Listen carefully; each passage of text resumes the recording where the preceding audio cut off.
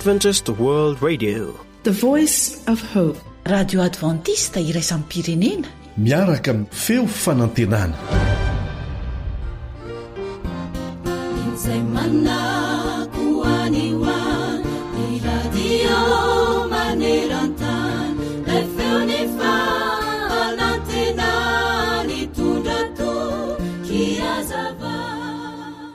izao no voalaza hoe aza matahotra ny manao fahadisoana satria olombelona ihany sika.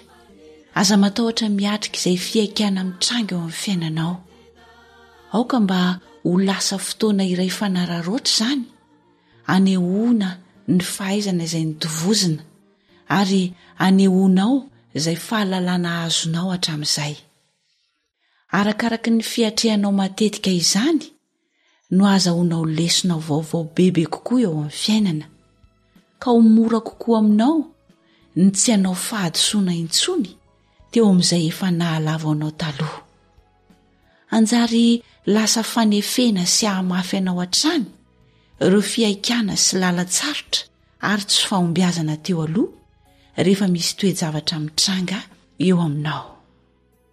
Eny, zonao ny okivy, mety tsy hahomby ianao hanao fahadisoana kanefa aza mijanona teo amin'izay nahakivy sy nahalavo ary tsy nahombiazanao.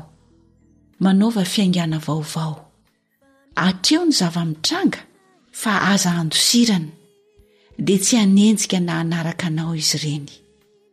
Ekeo hiara-miady mba handresenao ilay iray mahery ao an-danitra. Eno kely anie ny teny fikasana izay nomeny ao amin'ny Lioka 9:5-7 tapany 2 hoy izy hoe, aza kivy na amin'inona na amin'inona dia ho lehibe ny valim-pitianareo ary ho zanaky ny avo indrindra nareo, fa izy mora fanahy amin'izay tsy misaotra sy ny ratsy fanahy. Dia izao koa ny voalaza ao amin'ny tantara faharoa 5:10 ny 7 manao hoe, ko mahereza ianareo fa aza miravoravo tanana fa hisy valim-pity tokoa ny ataonareo. Amen.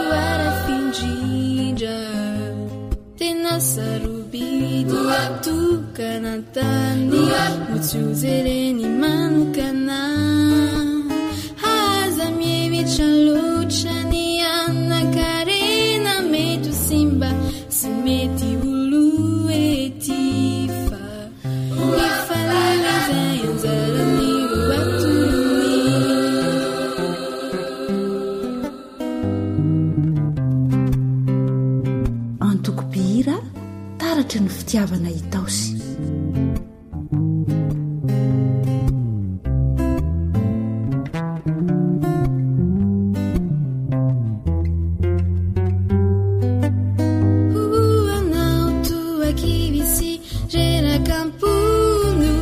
fekio tiraity mitanondridava tsy misy falina mararitrotra karisina odinikely anefa nitsintsina aza nefa sabitika inidia tsy mba miasa nefa manana ny anjarany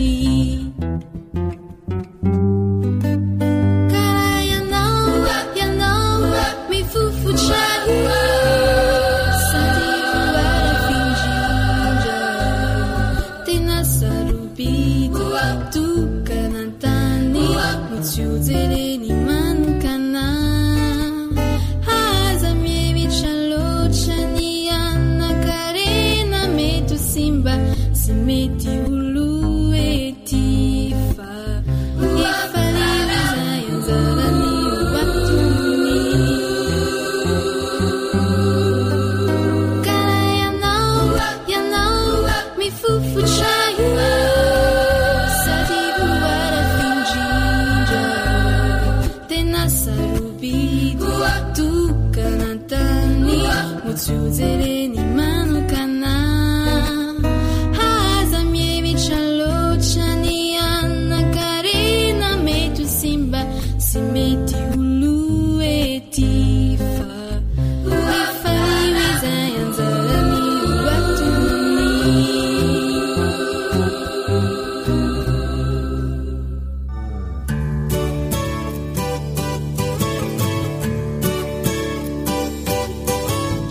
atolotry ny feofanantenana ho anao tsara ho fantatra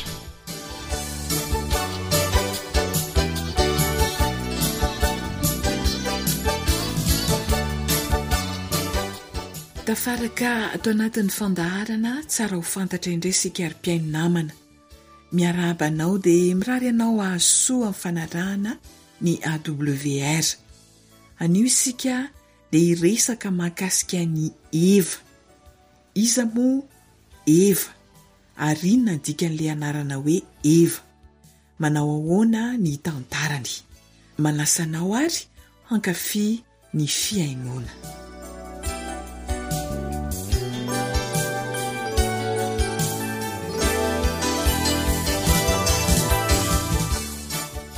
inona no tsara ho fantatra mahakasika ny anarana hoe Eva ny anarana hoe Eva dia anarana efa tena be mpanana tokoa ankehitriny avy aizany ny andohan'izany ny anarana hoe Eva dia avy amin'ny teny hebreo izay midika hoe loharan'ny fiainana na ilay manome fiainana Eva no vehivavy voalohany teto an-tany noforoan'Andriamanitra niainga vao amin'ny taolatehizan'i Adama ilay lehilahy voalohany teto an-tany andehana eo vakitsika ao amin'ny Genesis 2:1-20 ka hatramin'ny 7:20 ahitantsika izany tantara izany manao hoe ary Jehovah Andriamanitra nahasondry-tory andra-lehilahy ka dia natory izy dia naka ny taolatehizany anankiray izy ka nanakombona nofo ho solony ary ny taolatehizana izay nalainy Jehovah Andriamanitra tamindra-lehilahy dia nataony vehivavy ka nentiny tany amindra-lehilahy ary hoy ra-lehilahy ankehitriny dia taolana avy amin'ny taolako sy nofo avy amin'ny nofoko ity dia atao hoe vehivavy satria lehilahy no nanalana azy arak'izany dia anarana efa tranainy tokoa ilay anarana hoe Eva ilay vehivavy voalohany noforoan'ny Bahary anarana manatantara sy mitondra tandindona eo amin'ny olombelona ny hoe Eva ny anarana Eva dia mifandray amin'ny fiainana ny famoronana ary ny andohan'ny taranak'olombelona izy no tandindon'ny vehivavy ny fiterahana ary ny fitombon'ny taranaka mifandray amin'ny fahendrena sy ny fahalalana ihany koa ny anarana hoe Eva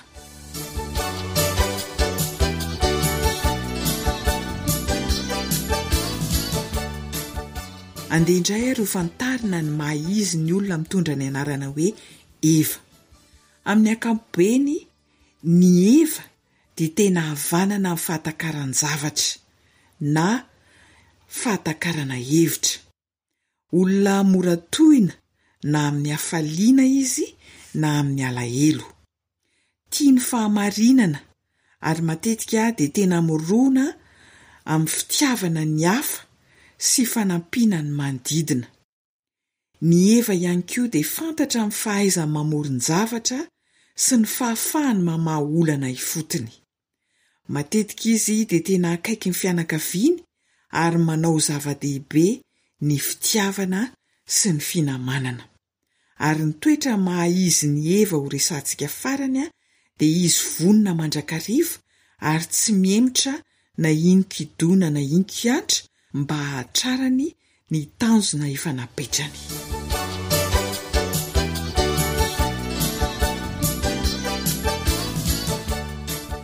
Ankoatr'izay dia ndeha ho fantarintsika fohy ny tantaran'ny Eva ao amin'ny Baiboly tahaka nefa mahazatra.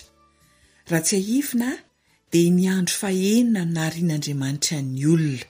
Hitantsika ao amin'ny Genesis 1:2-20 izany. Tamin'izay izany no noforonina Adama sy Eva vadiny. Niara-ny toetra tao amin'ilay zaridaina tsara tarehy sy tonga lafatra antsoina hoe Sahy Edena izy ireo. Ary satria tsy nankatoy ilay Andriamanitra mpamorona izy ireo, dia niafina tao anatin'ny fahameloana. Kanefa ilay Andriamanitra fitiavana no niantso sy nitady azy ireo, ary nanolotra vahaolana ho an'ireto noforonina lavo. Tsara marihana fa Adama no nanolotra ilay anarana hoe Eva ny vadiny. Fa tamin'ny voalohany izany dia hoe lehilahy sy vehivavy. Fa rehefa taty aoriana, tao aorian'ny tsy nankatoavan'izy ireo, dia nanolotra ny anarana hoe Eva Adama. Arak'izay voasoratra ao amin'ny Genesis 3:20. Andaovaka itsika kely. Manao hoe, ary raha lehilahy nanao ny anaran'ny vadiny hoe Eva, satria izy no renin'ny olombelona rehetra.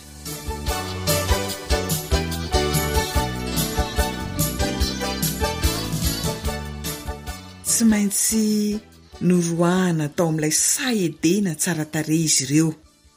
Ary taty aoriana kely dia niteraka any Kaina, Abela ary Seta. Ary mbola niteraka zanaka lahy sy zanaka vavy hafa ihany koa izy, araka ny voalazan'ny Genesis 3:1-5. I Eva zany no renin'ny olombelona.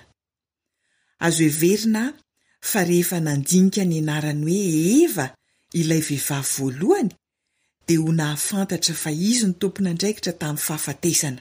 Kanefa araka ny dikany anarana hoe Eva dia ho loharan'ny fiainana na mpanome fiainana, ka na dia eo aza ny fahalavony sy ny tsy fankatoavany izay nitarika fahafatesana, ilay anarana kosa dia feno teny fikasana manao hoe noho ny taranak'ilay vehivavy dia andresy ny mpanaradian'Andriamanitra, fa Satana kosa ho torotoro.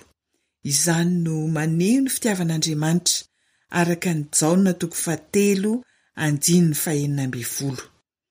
Dia hiresaka amintsika hoe manana iraka isika, indrindra ny vehivavy, ampita fiainana ho an'ny manodidina antsika.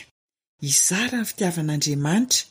Raha tia mizara izany fitiavan'Andriamanitra izany amin'ny hafa ianao, dia mifalifa na tanteraka zava-dehibe teto amin'ity tany ity ny fisianao.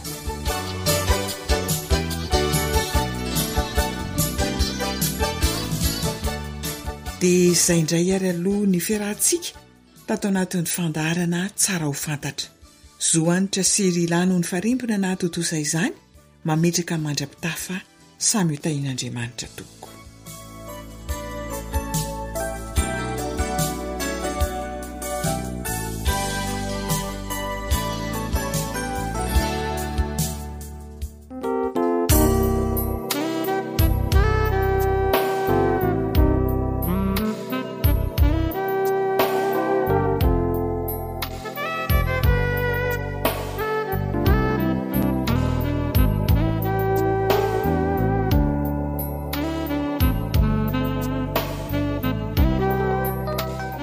romantika vony vato.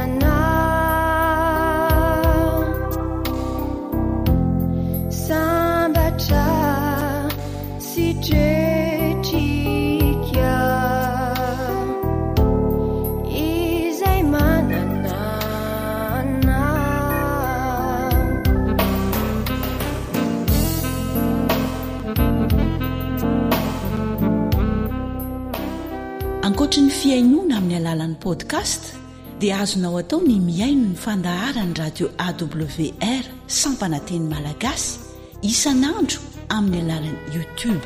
Feo fanantenana.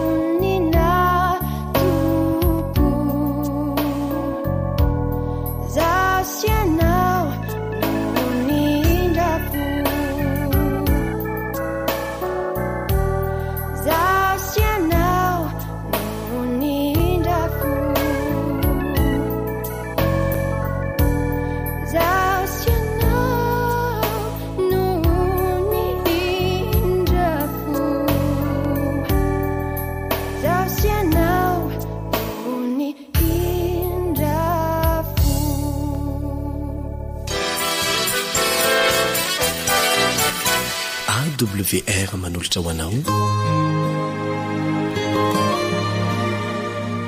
ilay feo fanantenana. Ny namanao Risara Andrenjatovo no mionanao amin'izao fotoana izao ary miarabanao amin'ny anaran'i Jesosy ary manonona ny fiadanany ho aminao sy ny ankonanao. Andaontsika hivavaka.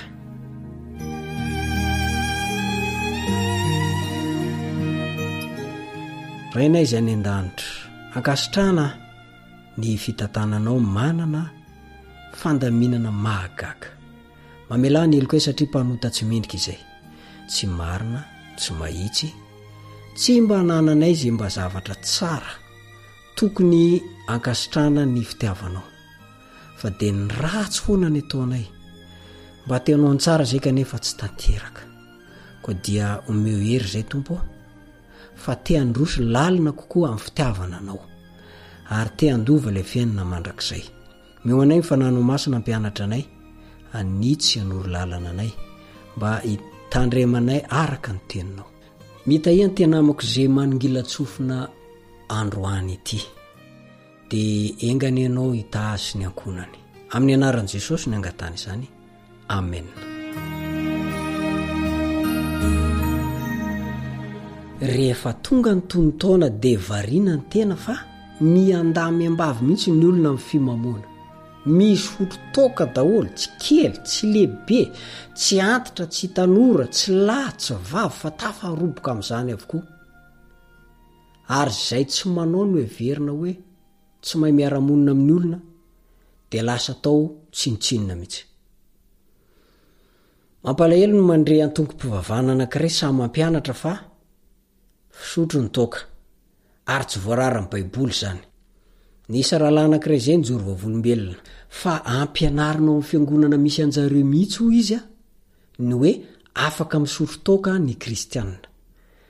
Ary za moa zany efa niona maromaro tamin'jareo ireo fa tena mamofopofona toka zany zareo matetika. Tsy voarara hono ny toka ao anaty baiboly araka amin'ny fampianarana izy ireo. Jesosy aza ho izy ireo dia mba nisotro ihany koa. Sany izy ireo no magninizingizina an'izany. Anka vokatra izany fampianarana zany ireo mpianao dia saika hainona an'izany fofofofo toka zany, saika isan'andro mihitsy. Ireo mba tonga saina indray dia tsy mikasika mihitsy na dia hoe fisotro aza zany fa mifady tanteraka, manimba tokoa ny toka. Marina fa nampiasa divay Jesosy ary azo antoka fa nisotro zany izy sy ny mpianany ary ireo nanaraka azy. Ohatra ny voalaza ao amin'ny Jaona 2:2-11 tadidintsika tsara io tantara io, ilay fampakaram-bady izay nanaovan'i Jesosy fahagagana voalohany taokana io. Nanao fahagagana Jesosy fa ny rano dia novany ho lasa divay. Dia voalaza moa tamin'izay fotoan'izay fa divay tsara ilay divay nataon'i Jesosy. Misy koa zany divay ratsy sy ny divay tsara. Dia tamin'ny divay tsara io no nosotroan'i Jesosy sy ireo mpanaraka azy. Nefa izy tsy azo ny fekenan-doha tamin'ny fisotroana zany mihitsy. Tsarovy ihany koa fa divay tsara toy ny nosotroan'ny mpanompon'i Jehovah fa iny no nampisotroany fa tsy toka velively na divay efa nialy taona. Ao amin'ny Genesis 17:15-20, Genesis 17:15-20, ny 17:7-4, ny 17:7-4 dia ireo andinindreo dia mitantara fa ireo vahoakan'Andriamanitra dia nisotro divay ihany koa. Tahaka an'izany zao Isaka, dia tahaka an'izany koa i Josefa sy ireo rahalahy nisotro divay ireo. Fa iverenantsika ny amin'i Jesosy izay nisotro divay.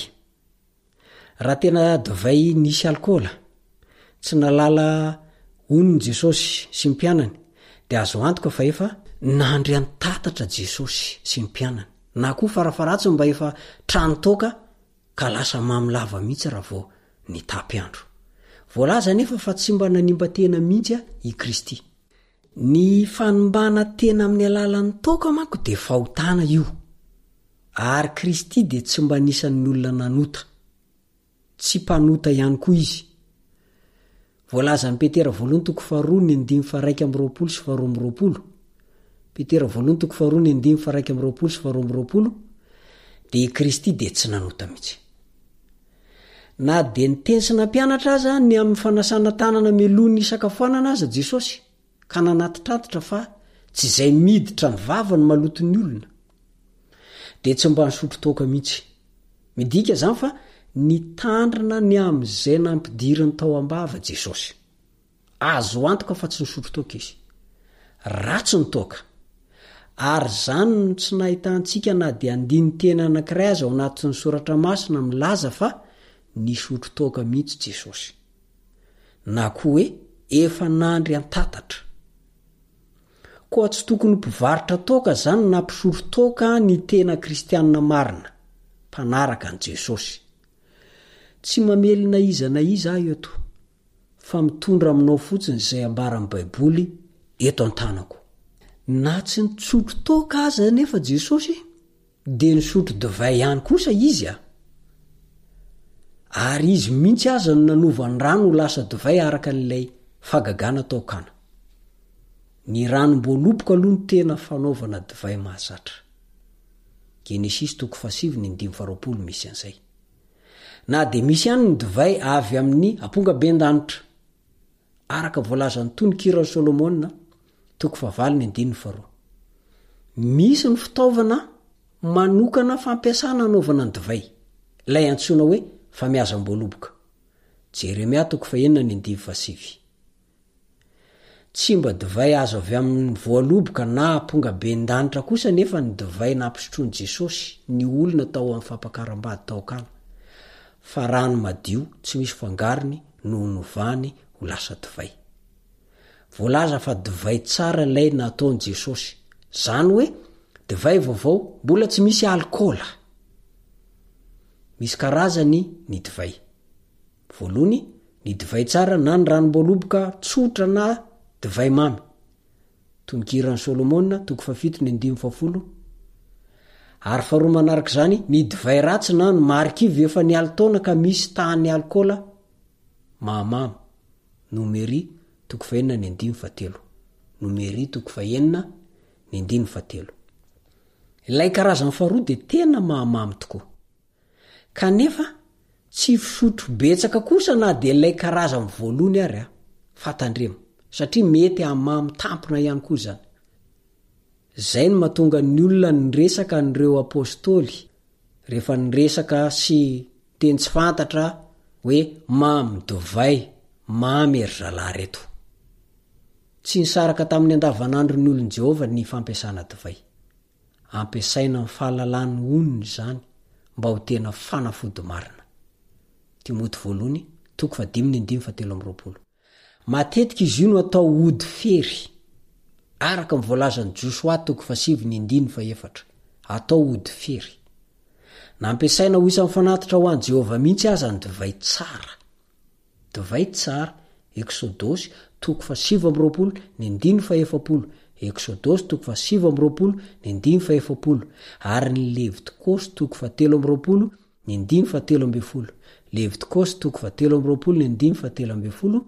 Nomery 4:20-7. Nomery 4:20-7. Ataoko fa haintsika rehetra ny fampiasana divay rehefa manao fandraisana fanasan'ny tompo ny mpianatra niaraka tamin'i Jesosy. Lioka 2:20-7 ka hatramin'ny 20 misy an'izay. Na ny divay tsara na ny divay ratsy efa marikivy sy ny toka kosa dia norarana tsy hosotrony nazirita mihitsy, miaraka amin'ny tsy finanana zava-badiana na biby maloto. Norarana tsy hoanina na okasian'ny olon Jehova ireo zavatra ireo.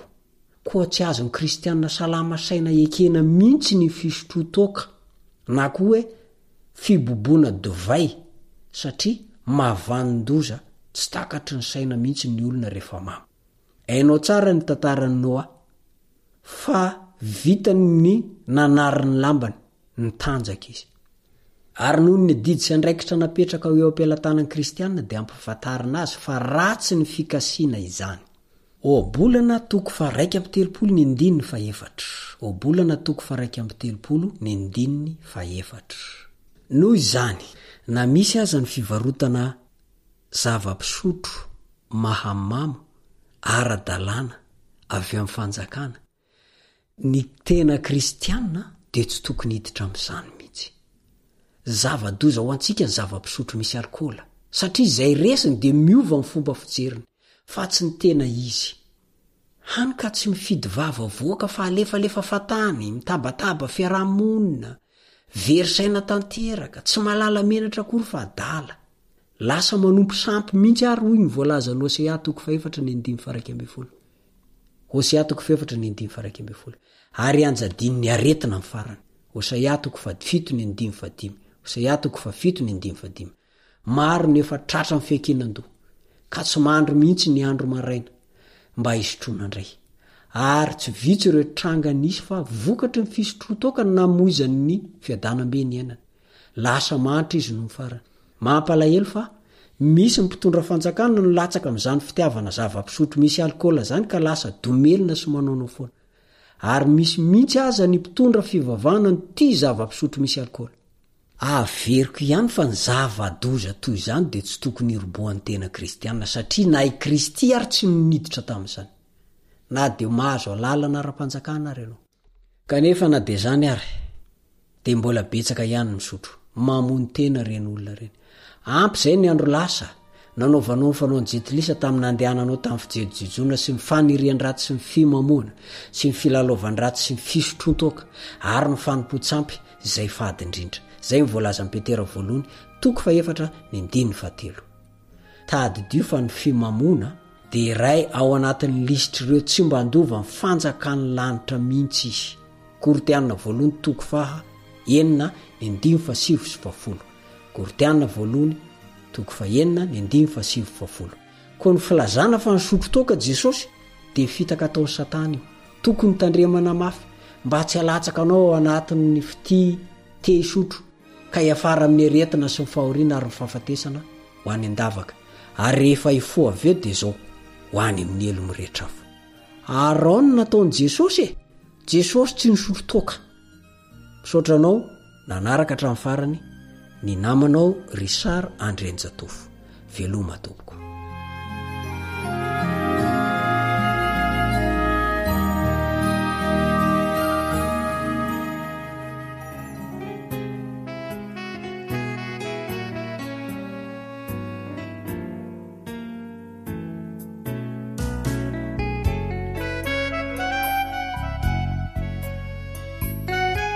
Antokopihira ranomasina fitaratra itosy.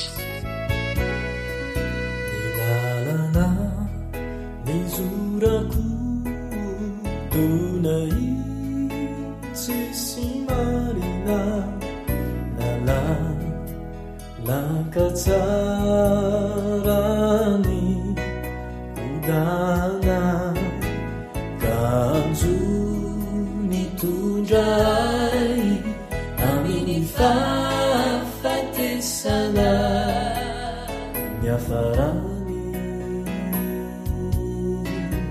lasa nivalina nilalana nizorako tunai tsisy marina nala lakatsarany udana kanjo nitondray aminy fafatesana miafarany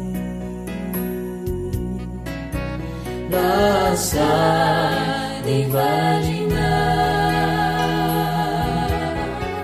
nifanantenako niwani amina nilaukiri tunilauveri turulalanaule ratu sitraka tazumiwanawa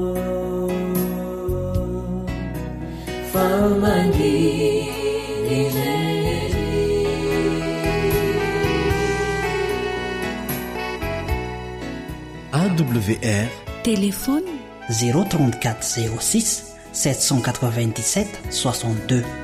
Suria nyanauritumpu fanitsinjunidiaku nane indalana sinita arikai ampihiratraindrai niazini fanaiku rahanilanawa tehua fakaia nifanantenaku niwani amina tunilaukiri tunila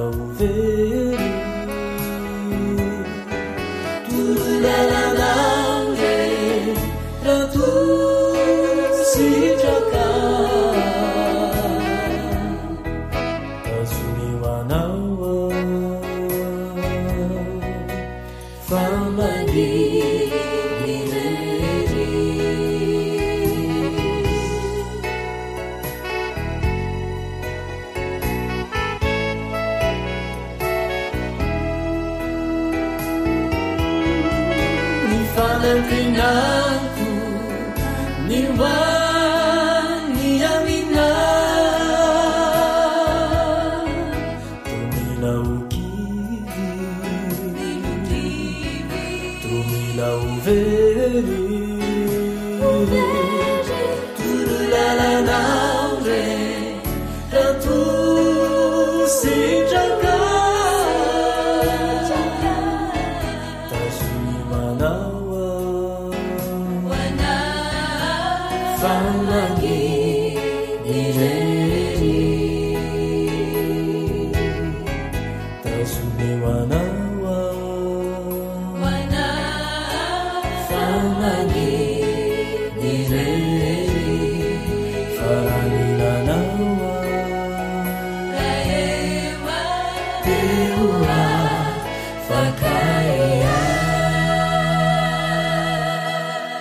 radio feo fanantenana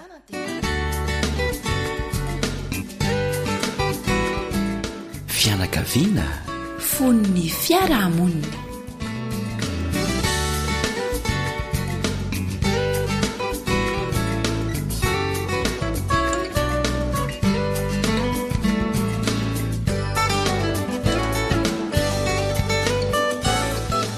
teo aloha sika dia niresaka betsaka mikasika ny amin'ny hoe ny fiatraikan'ny zavatra henona eo amin'ny toetra tsika na lehibetsika na tanora sika na ankizy eo atokantrano ao ary henona fefa nandraisantsika fiapetra zay a toy izany koa ny amin'ny fijerena amin'io maso io a zay zavatra mety misy fiatraikany ratsy amin'ny toetra tsika amafisina trano mantsy fa tsy marina le hoe tsy mitondra mody ny zavatra jerena tsy mitondra mody ny zavatra henona zay tondrany sainao azy ihany io tsy marina izany na ara-panahy na ara-tsiansa fa ny zavatra mandalo rehetra eo amin'ny masontsika eo zavatra henona ny sofintsika eo a dia misy fiatraikany voatahiry eo amin'ny atodohantsika eo voajanary zany toe-javatra izany ary miandry fotoana fotsiny anatanterahany tenatsika zay zavatra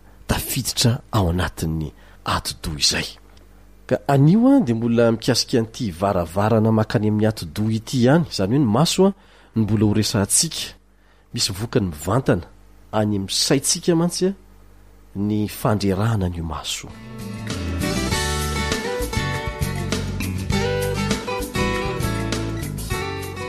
ao amin'ny matitoko fahina andiny faharoamroapolo de misy teny tahaka an'izao ao amin'ny baiboly eo zany ny maso ny jiro ny tena koa amin'izany raha tsara ny maso de azava avokoa ny tena rehetra zava-dehibe mihitsy zany ty maso ity misy tsirambina ataontsika nefa isika ray aman-dreny zay manimba mandreraka ny masontsika manimba mandreraka ny maso ny zanantsika ihany koa ary tokony avaozina izany voalohany indrindra amin'ireny a dia ny famelana azy hijery fahita lavitra sady akaiky kelin'le fahita lavitra no mbola mijery fahita lavitra ela loatra tena manimba ny maso izany voamarina amin'ny lafi ny ara-tsiansa izany fa tena manimba de tena manimba tokoa efa ndraisantsika teto fa mampalahelo moa tsy manana fotoana itsony ray aman-dreny amin'izao fotoana izao iresahana ifanakalozana hevitra amin'ny zanany fa matoa zay miantso ny zanaka dia na haniraka na hibedy ary dia miteraka revolte miteraka fikomina amin'ny zanantsika zany toe-javatra izany amin'ny fotoana tsy aposintsika akory raha tokony homora ny fampitana fananarana sy fanabiazana tamin'ny alalan'ny fifampiresana tsotra matetitetika na amin'ny fotoana aiza na amin'ny fotoana aiza fampianarana tsotra toe-javatra fa tsy miandro hoe aniraka na ibedy vao miantso ny zanaka de nanjary anahirana izany rehefa lasa lavitra loatra miteraka an'izay fikomina izay ina moa na tonga antsika niresaka an'izany tsy manana fotoana iresahana amin'ny zanantsika isika de avelantsika izy resaka amin'ny televizion ady avelantsika izy resaka amin'ny televizion ela be ary tsy mifantona kory zay zavatra jerena ary mbola ratsy lavitra noho izany ndray a ny fiatraikan'ny fijerena ela be ny televizion amin'ny mason'ny zanatsika. Tokony ho fiditsika miaraka amin'ny zanatsika ny zavatra hojereny ary ho feratsika ihany koa ny fotoana hijereny izany. Anjaratsika manazava amin'ny zanatsika ny anton'izany fepetra zany. Tsy mety tsy ampitsony ny manjarabe fahatany fotsiny fa atao zay alalan'ny ankizy ny tanora mihitsy ireo antony samihafa maharatsy ny zavatra andrarana azy. Ka amin'izay fotoan'izay a dia sady azavaina azy ohatra ny voka-dratsy ny fijerena televizion, ny fandaranao amin'ny televizion tsy misy fifantenana sady tsy misy fotoanany. Ary ankoatr'izany a dia ampianarina azy fa manimba ny maso ny fijerena televizion akaiky loatra sy ela loatra. Azavaina azy zany. Lazaina azy fa raha nametraka fandaram-potoana ianao ny ariva alohan'ny atory ny amin'izay ataonao ny ampitso dia jereo tsara ange fa ny tena mpangalatra ny fotoanantsika indrindra dia ny televizion manarakaraka an'izay ny resadresaka tao amina namana ary dia ho hitany zanakao fa marina tokoa izany. Aoka ho resy lahatra izy ny amin'izany fa tsy atahotra anao fotsiny ka rehefa lasa miasa ianao dia hiverina andany andro hijery televizion ihany izy.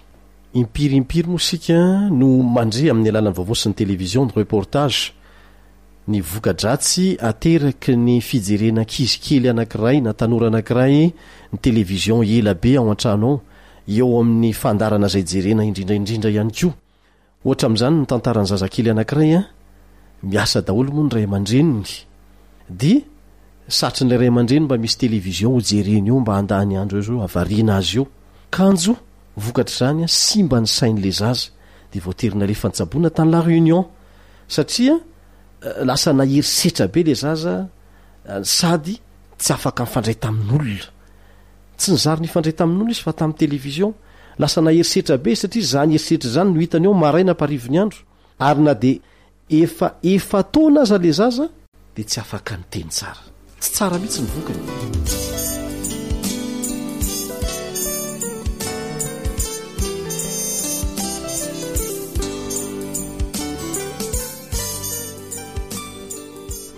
Anisan'ny manimba masitsika koa ny fiareta-tory mijery televizion na koa manao zavatra hafa. Araky ny fandininana tao ireo olona malaza amin'ny fahaizana, ny olona malaza amin'ny fananana fahasalamana, ireo olona ela velona indrindraindrindra dia ny fatoriana melo sy ny fifoazana maraina be zay ny tsy ambaratelo ny voalohany indrindra. Ny fiareta-tory zany tena fahavalon'ny fahaelana velona, fahavalon'ny fahasalamana, fahavalon'ny fahiratan-tsaina. Mampalahelo fa mitoerana sasany ary anisan'izany eto Madagasikara mifaritra avaratriny ohatra any amin'ny moron-dranomasiny Nosy Belville isika ao an-toeranao dia tokony hitandrina fa indraindray a dia mila ifamadika mihitsy ny andro sy ny alina aoka tsy ho adinitsika fa ny parentsika dia hananao ny andro hiasana ary ny alina atoriana fa tsy ny famadika an'izay. Ny alina indray zao a no hanaovana lanonana isan-karazany hiasana ny atoandro no atoriana ary tokony hoetrerentsika fa fandrika ao atsika izay hanimba atsika izay no mahadomelona ny saina rehefa avy miaro torontsika ary voampirofo nandritra ny taona maro averina indray a ny fahamarinan'ilay teny hoe ny ho avy dia ho an'izay mifo maraina fa tsy ho an'ny miaro toro mihitsy. Ny tsy fanomezana ny maso ora ampy atoriana sy alana sasatra dia manimba ihany koa io masontsika io. Toy ny taova rehetra amin'ny tenantsika ihany ny masontsika, mila fialan-tsasatra ampy tsara ny masontsika. Arakaraky ny tombon'ny taonan'ny olona no hiafoezany zany. Raha me tarehimarika sika dia eo amin'ny adiny 8 zany a ka hatramin'ny adiny 10 eo isan-kalina ny tokony atorian'ny mpianatra indrindraindrindra ary ho anao lehibe a dia asoanao ihany koa ny fananana ora adiny 8 ka hatramin'ny adiny 9 ka azagaga sika raha mironany devoly zao karazana soare na fialamboly takariva rehetra zao a anapotena tsy kelikely ny ho avitsika manontolo. Tsara moa ny mampafantatra antsika ho antsika izay mbola tsy mahalala fa ny ora alohany amin'ny 12 alina no tsara alavaina ny torimaso satria mandritra izay fotoana izay ny tena misy ny fanamboarana voajanahary ataony vatantsika izay zavatra tsy metimety rehetra ao amin'ny tenantsika ao ny fandrafetana azy.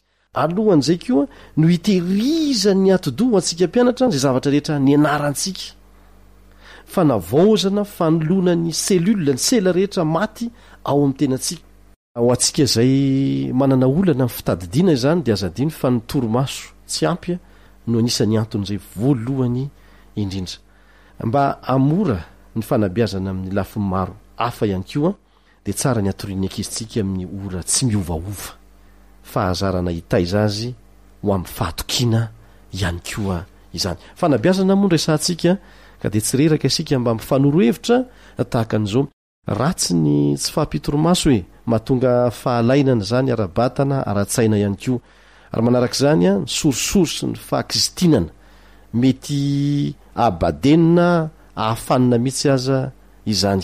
Ka dia vokisy torimaso reny zanantsika ny tenantsika. Ary raha mbola reniko aza ny zanantsika dia aoka re tsy kodapaina raha tsy ohatra nga efa miopampana ny ora natoriany.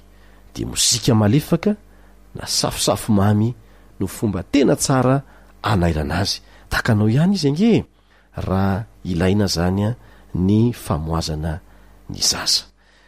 Ampy izay aloha ny androany fa dia mino isika fa mba nisy horaisina tsakotsakoina ho ampiarina indrindra koa satria ny fahalalana tsy ampiarina tsy mitondra soa eo amin'ny fiainana. Manao mandra-peona ho amin'ny manaraka indray ny namanao Elion Andria Mitanso.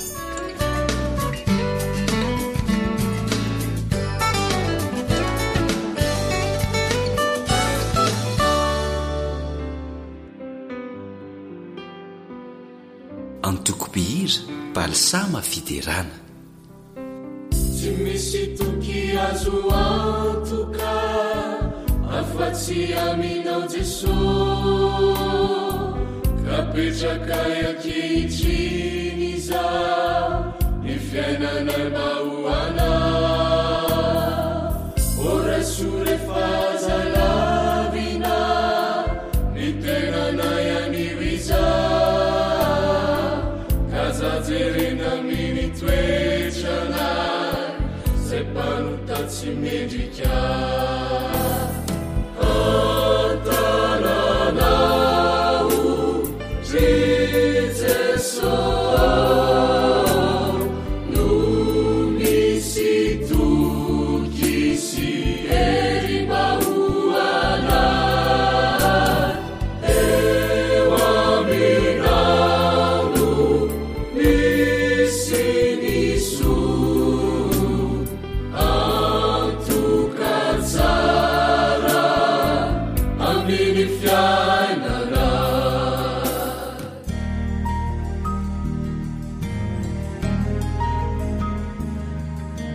Faniteninao no fahamarinana.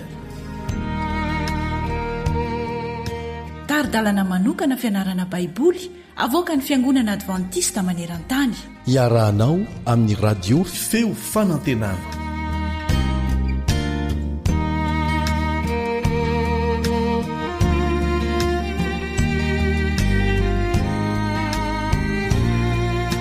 Sotran'Andriamanitra isika fa ngeza betsaka lesona nomeny antsika koa tao anatin'izay andro vitsivitsy izay. Ny lesona avy amin'Andriamanitra no lesona tsara indrindra izay tsy maintsy tehirizitsika ary angatahana ny fanahy masina mba hanatanteraka ilay teny fampanantenana nataon'i Jesosy hoe izy nampianatra antsika hampatsiaro antsika koa izay rehetra nampianarina antsika. Raha tsy hivina vetivety ny lesontsika fahasoavana mahatalanjona ny lohateniny ary teny izay mihitsy no hitantsika niseho na tamin'ny Rahabajanga na tamin'ireo Gibeonita. Eny na tamin'ny zanak'Israely aza. Satria deuxième chance ho an'ny zanak'Israely ny fahafahana indray miditra ho an'ny Kanana. Zany hoe tombontsoa vaovao indray no men'Andriamanitra azy ireo zany.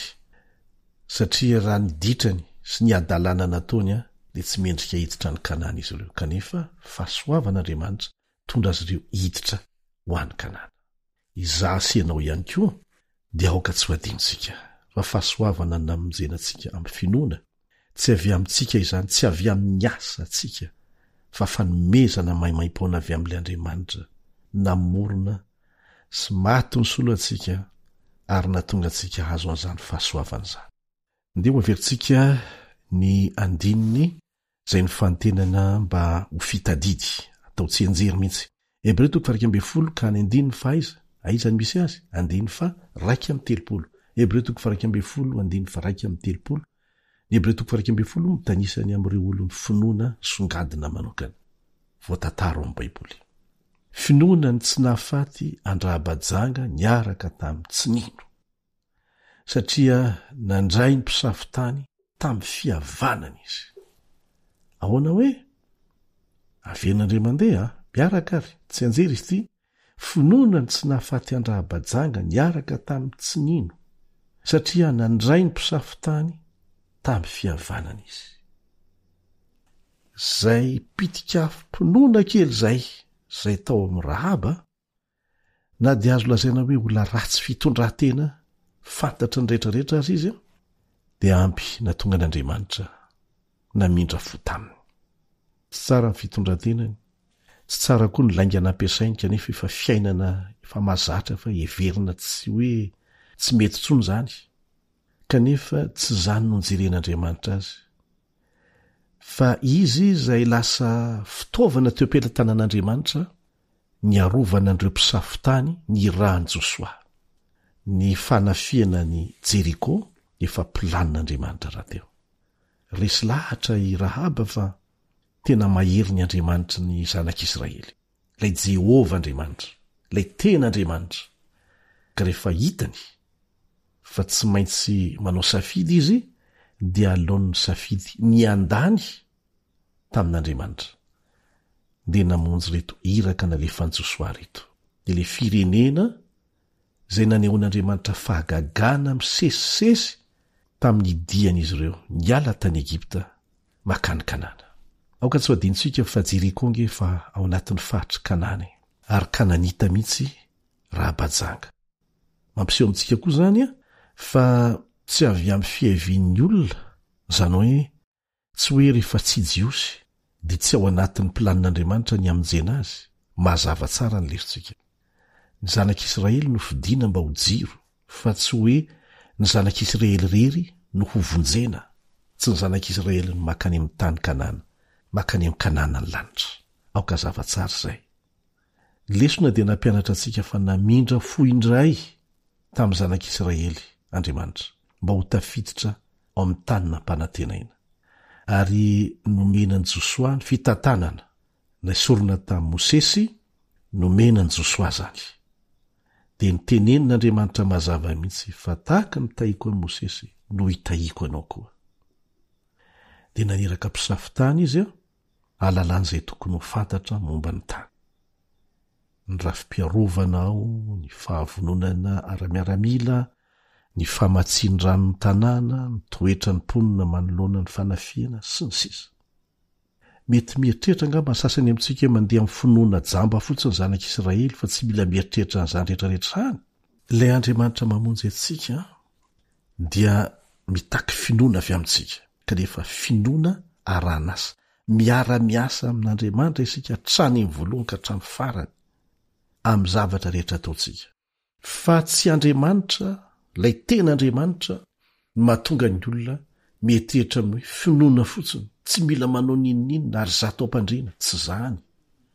Fa Andriamanitra dia miara-miasa amintsika, amin'ny lafiny hatramin'ny atsiporiany rehetra. Fiara-miasa no ilainy amintsika, fa tsy hoe izy ny miasa rereo dia ianao tsy manao ninonina. Fampianarana avy amin'ny Satana izany. Fa eto zao ma ny fidirana makany amin'ny Kanana dia misy fiara-miasa. Tolotsaina avy amin'Andriamanitra no narahany Josoa. Taorianany tantarany Rahabajanga sy ireo mpisafitany moa, ary ny Gibeonita dia tsy niresaka momba azy tsony ny testamenta taloha, fa any amin'ny filazana ny razan'i Jesosy Kristy vao hitantsika mipoitra indray ny anaran'ny Rahabajanga. dia mahagaga koa izany. Tafiditra ao anatin'ny razam-beny Jesosy ao anatin'ny tetiarana mihitsy Rahabajanga. Tonga vadiny Salmona izy, avy amin'ny fokony Joda zany, razam-beny Boaza ary rafozam-baviny Rota.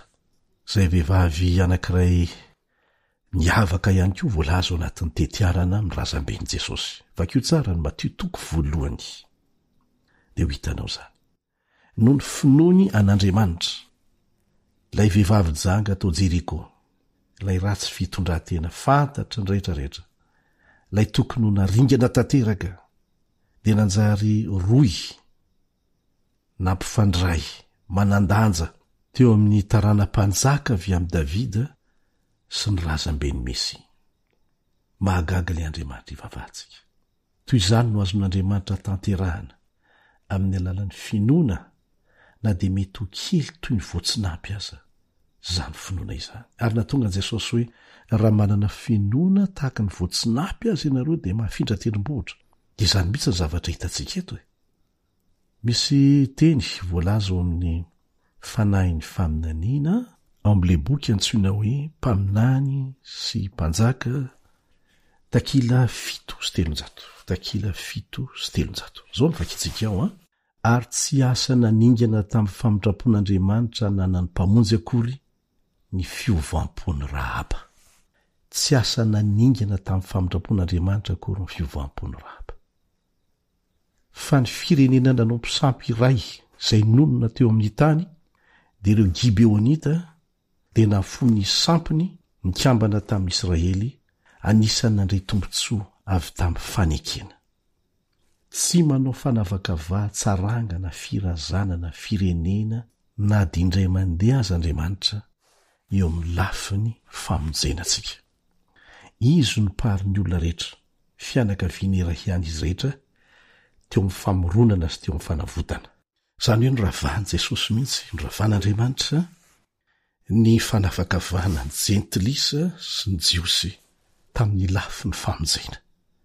Tonga nandravana rindry ny fisarahana Kristy, hamohany kianjan'ny tempolo ho an'ny isam-batan'olona, mba samy ahita fidirana malalaka, hanatonana n'Andriamanitra ny olona rehetra.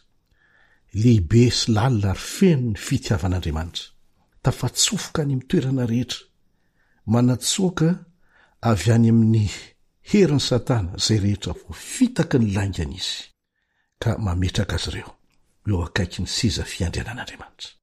Dia ilay seza fiandrianana voahodidin'ny fahazavana avy amin'ny havany teny fikasana.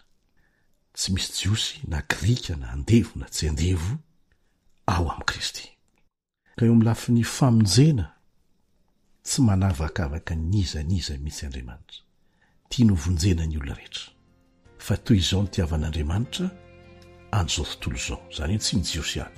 Nomeny ny zanany lahy tokana mba tsy ho very izay rehetra mino azy. Tsy piany tsara fa tsy ny olona rehetra fa izay rehetra mino ny famonjena nomeny. Fa azo ny fiainana mandrakizay. Amen.